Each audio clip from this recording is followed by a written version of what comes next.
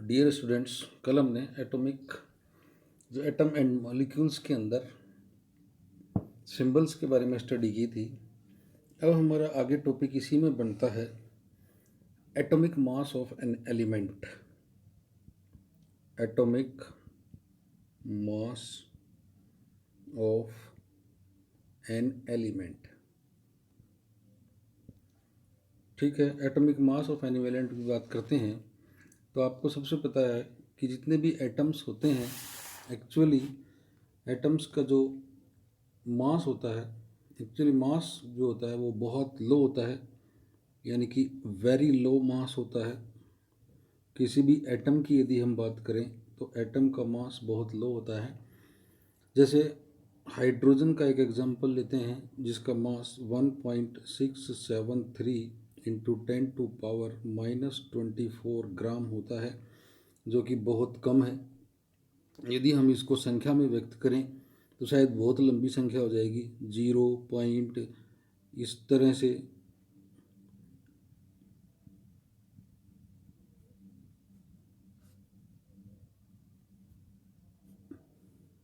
1673, इतनी बड़ी लंबी संख्या हो जाएगी। तो इसको व्यक्त करने के लिए इस तरह से हम इसको लिखते हैं। तो इतना कम जब इसका एटॉमिक मास है, एटॉमिक मास के लिए हम इस हाइड्रोजन के बाद में कार्बन को लेते हैं। कार्बन को यदि हम देखें तो कार्बन जो है इसके अंदर 12 एटम, कार्बन के 12 एटम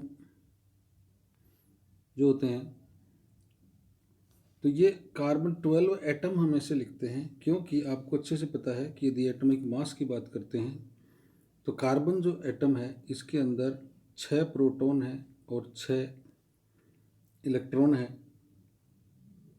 इन दोनों को यदि हम जोड़ें तो 12 आता है। तो इसको ये एटॉमिक मास बोला जाता है। एटॉमिक नंबर भी इसी को बोलते हैं हम लोग। यहाँ पर इसीलिए इसको कार्बन 12 एटम लिखा जाता है। कार्बन 12 एटम क्या होता है तो देखिए, लिख लेते हैं। कार्बन जो 12 एटम है, carbon 12 atom is that atom of carbon which has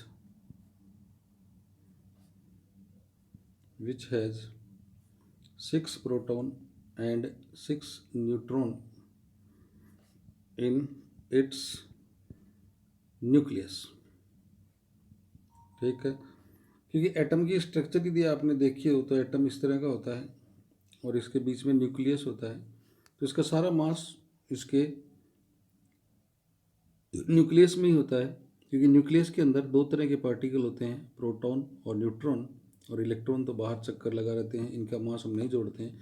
nucleus को दोनों को जोड़ें तो 6 प्रोटॉन और 6 ही न्यूट्रॉन होते हैं, इसलिए इसका मास 12 हम लोग लिखते हैं। ठीक है, जैसे अब आप बात करते हैं तो 12 एटॉमिक मास क्या होता है, तो इसको लिखने के लिए एक यूनिट का इस्तेमाल किया जाता है जिसे AMU या एटॉमिक मास यूनिट बोला जाता है। ठीक है, कैसे लिखते हैं तो देखिए,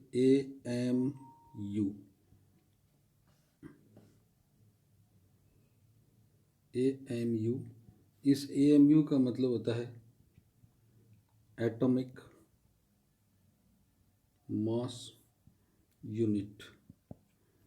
इसकी फुल फॉर्म है AMU की। आजकल AMU की जगह इस तरह से U से प्रकट करते हैं, जिसे कहते हैं unified mass of an atom. यदि कार्बन 12 के हम एक एटम की कल्पना करें कि उसका एटॉमिक मास कितना होगा, तो कार्बन के एक एटम का एटॉमिक मास होगा, तो जैसे एटॉमिक मास यूनिट हम देखें, एक की करें तो 1/12 क्या होगा, ये किसका मास होगा, the mass of carbon 12 atom. Carbon 12 का एटम का होगा, तो एक एटम का atomic mass 1 unit upon unified mass upon 1/12 carbon 12 atom, इस तरह से लिखा जाएगा। ठीक है, इतनी बात आपको समझ में आ गई होगी। अब यदि हम एटॉमिक मास यूनिट की कल्पना करते हैं तो उसी तरह से अलग अलग एटम का अलग अलग है। हाइड्रोजन का देखें तो 1U, कार्बन का देखें तो 12 है, नाइट्रोजन का देखें तो 14, ऑक्सीजन का देखें तो 16U, और यदि सोडियम का देखें तो 23U।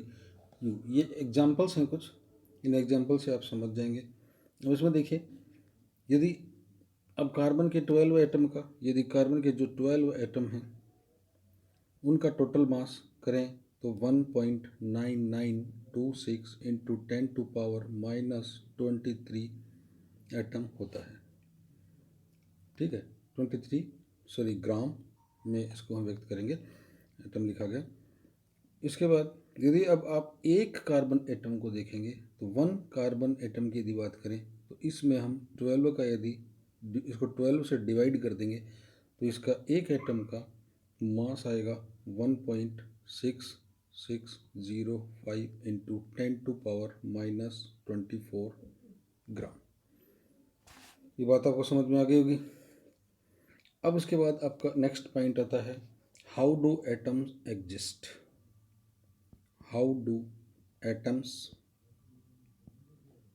एग्जिस्ट्स, तो भैया किस तरह से एटम एग्जिस्ट होते हैं। एटम का एग्जिस्ट होने का मतलब उनका अस्तित्व किस तरह से रहता है। तो एटम के अस्तित्व के बारे में यदि बात करें तो यहाँ दो तरीके से रहता है। तो देयर आर टू वेज, दो वे हैं एटम के एग्जिस्ट होने के। तो एटम एग्जिस्ट होने के दो वे कौन कौन से हैं। नंबर 1 होता है, यह मॉलिक्यूल्स के रूप में होता है, फॉर्म ऑफ मॉलिक्यूल्स,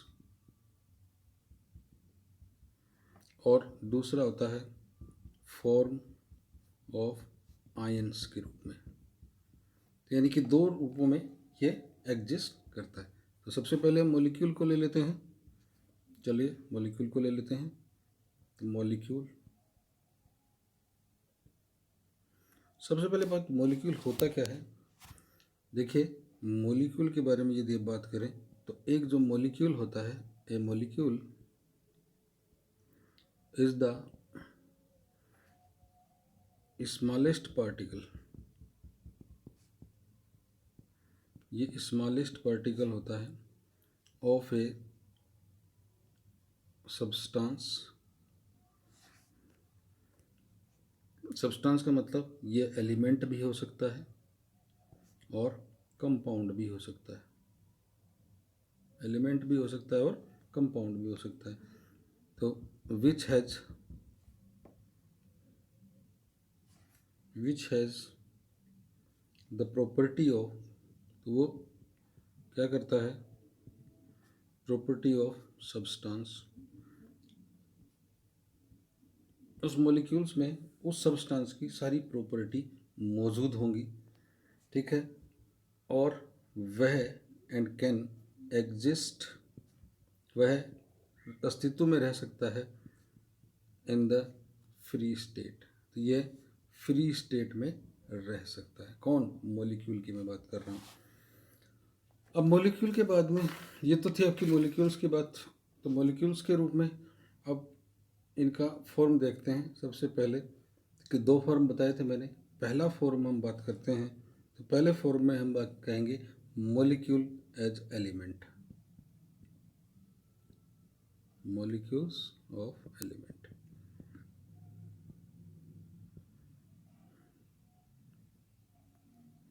तो एलिमेंट के मॉलिक्यूल कैसे होंगे, देखिए ये कैसे कैसे रख सकते हैं, फिर स्टेट में रहता है ना, कैसे रख सकते हैं। तो एक मॉलिक्यूल के अंदर हम बात कर सकते हैं, एक मॉलिक्यूल के अंदर दो या दो से अधिक, 2 or more than 2, 2 or more than 2 क्या हो सकते हैं, एटम्स हो सकते हैं। ठीक है, और दोनों सिमिलर होंगे, ध्यान रखना, सिमिलर, सिमिलर की बात होती है एक जैसे, जो कि केमिकली कंबाइंड होते हैं एक दूसरे के साथ। जैसे हम लोग इसका एग्जाम्पल देखें तो एग्जाम्पल में देखो H2। अब H2 में आप देखो कि H और H दोनों एक ही जैसे हैं, यानी कि सिमिलर हैं, दोनों सिमिलर हैं, ठीक है। उसके बाद N2 में भी दोनों सिमिलर हैं, O2 में भी सिमिलर हैं। फिर आप देख सकते हैं O3 के अंदर 3 मॉलिक्यूल्स हैं, लेकिन तीनों ऑक्सीजन के हैं, एक जैसे हैं और एकदम से एग्जिस्ट भी करते हैं। इसी तरह से क्लोरीन की बात करूं तो उसमें भी एक ही तरह के मॉलिक्यूल्स उपस्थित हैं, ठीक है। अब देखिए इसी के आधार पर हम एक परिभाषा कई बार हम देखते हैं, आपकी भी है, एटोमिसिटी। ये एटोमिसिटी क्या चीज़ है? एटोमिसिटी का मतलब होता है the number of atoms present in one molecule of an element, ठीक है, इज नोन एज एटोमिसिटी। जैसे एटोमिसिटी, तो ये था आपका एटोमिसिटी। एटोमिसिटी किसे कहते हैं? कई बार पूछ लिया जाता है एटोमिसिटी क्या होता है।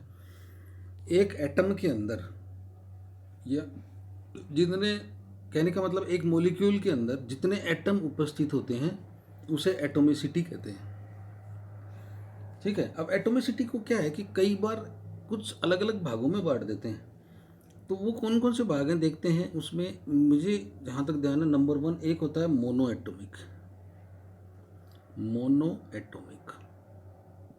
देखो मोनो एटॉमिक, मोनो का मतलब होता है एक, और एटम का मतलब एटम, एक ही तरह का एटम यदि है तो इसके एग्जाम्पल देखिए। जैसे हीलियम है तो इसमें हीलियम के ही एटम है, नियोन है इसमें एक तरह के एटम है, आर्गन है। तो जितनी भी ये इनर्ट गैसेज हैं, या इनको हम नोबल गैसेज के नाम से भी जानते हैं, ये नोबल गैसेज जो हैं ये मोनो एटॉमिक होती हैं सारी।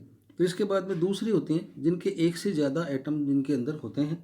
एटोमिसिटी कई तरह की होती है, तो जिसमें एक से ज़्यादा एटम होते हैं। तो जैसे 2 एटम हैं तो 2 एटम के लिए यहाँ शब्द इस्तेमाल करना पड़ता है डाई एटोमिक। तो डाई एटोमिक के अंदर जैसे हाइड्रोजन को देखो आप, नाइट्रोजन को देखो, ऑक्सीजन को देखो, क्लोरीन को देखो, ब्रोमीन को देखो, तो इनमें सब में 2 दिखाई दे रहा होगा आपको सबके अंदर। इसका मतलब ये डाई एटोमिक हो गए, ठीक है। उसके बाद 3 नंबर पर हम लेते हैं ट्राई एटोमिक। ट्राई का मतलब होता है 3, और यदि 3 एटम उस मॉलिक्यूल के अंदर उपस्थित हैं तो वो ट्राई एटोमिक होगा। जैसे एग्जाम्पल के रूप में O3, ये ओजोन है। ओजोन के अंदर 3 ऑक्सीजन के एटम होते हैं। उसके बाद में एक एग्जाम्पल और देता हूँ आपको, टेट्रा एटोमिक का। टेट्रा एटोमिक के अंदर, टेट्रा का मतलब होता है 4। इसका मतलब इसके अंदर कितने एटम होंगे? 4 एटम होंगे। तो जैसे एग्जाम्पल है P4, ठीक है, फास्फोरस। उसके बाद एक ओक्टा एटोमिक भी होता है। ओक्टा एटोमिक का मतलब होता है 8 एटम हैं इसके अंदर। शाबाश, सल्फर,